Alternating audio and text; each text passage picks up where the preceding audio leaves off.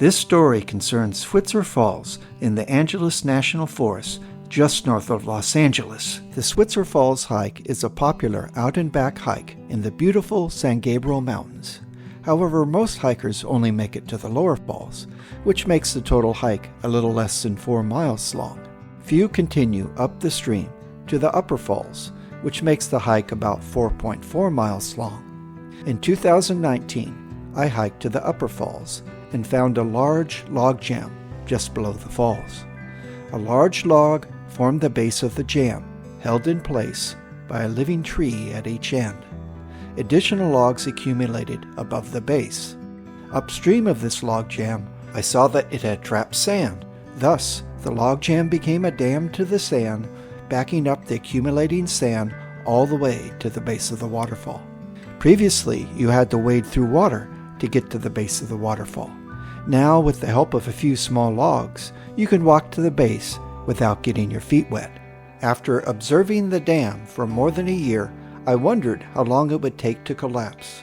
With the tree supporting the log, it looked structurally robust. I suspected it would last for years. I postulated that it would reach its demise in one of two ways. First is if the dead logs rot, losing their strength. At some point, the pressure on them would exceed their structural integrity, causing them to fragment and wash downstream.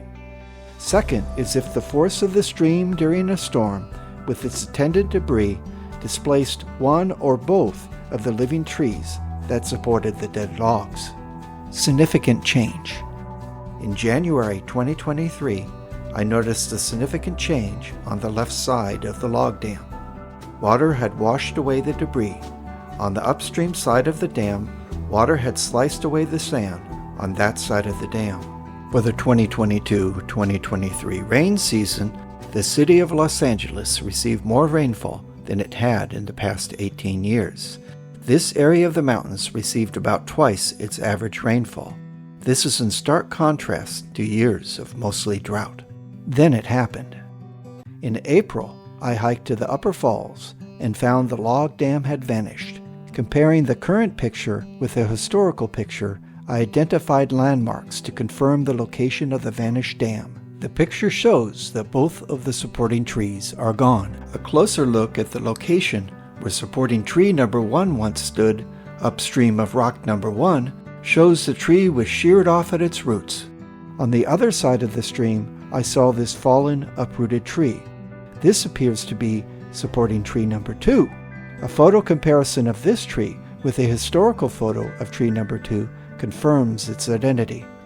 Based upon where the large log once rested, the root mass of tree number 2 displaced only a few feet from its original location. Not far downstream from tree number 2 is a log. A photo comparison of this log with the historical photo of the large log forming the base of the dam confirms its identity. I did not see tree number 1 anywhere nearby. I returned to the falls on May 10th specifically to look for tree number 1. Starting my search below the falls, I did not find any suitable candidates until I neared the Upper Falls. Here it is, only about 200 feet downstream from where it was sheared off. It shows disrupted roots and a telltale indentation on its trunk from where the large log pressed against it. Its trunk showed significant core rot on the side of the tree that the large log compressed. Looking at tree number 2, I saw similar core rot on the side of the tree compressed by the large log. The trunk rot appears proportionately larger on tree number 2. Comparing their roots.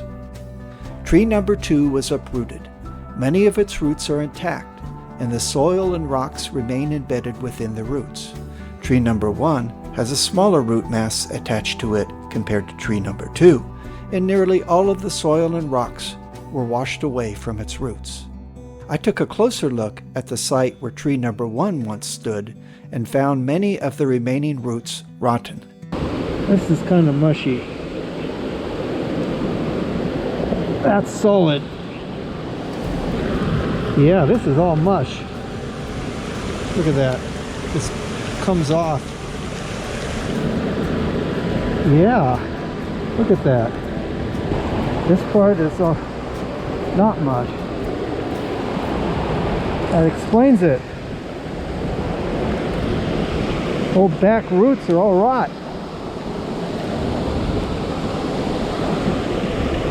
Likewise, on tree number 1's stump, I also found rotten roots. When I do this, this is all rot.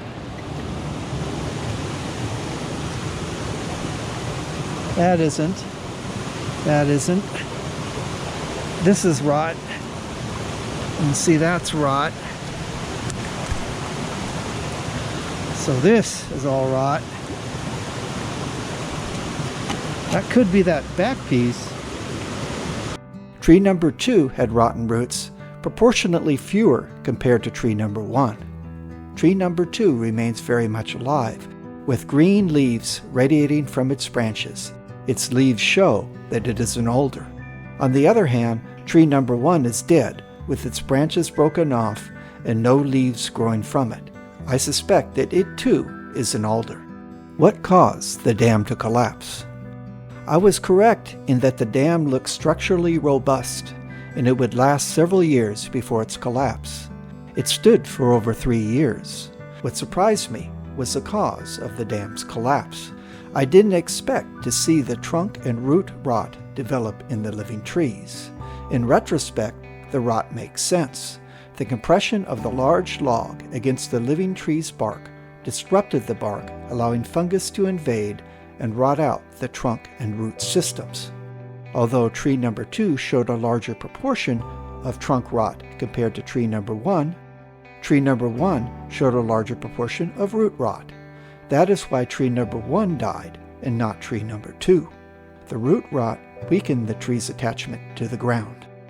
I suspect that when the water started flowing around the left side of the log jam earlier this year, it washed away soil from the roots of tree number 1, further weakening the tree's attachment to the ground. Then, when heavy rain came in February or March of this year, it sheared off tree number 1, sending it downstream. Missing its anchor on one end, the log jam collapsed, sending the logs downstream. The force of the log's movement uprooted tree number 2 and displaced it only slightly. The dam is now gone, the sand washed away. We are back to having to wade through the water to get to the base of the falls. That is my bad. I should have told you about this before the dam collapsed. That way you could have walked to the upper falls without getting your feet wet. This is the hiking doc. Have a great day.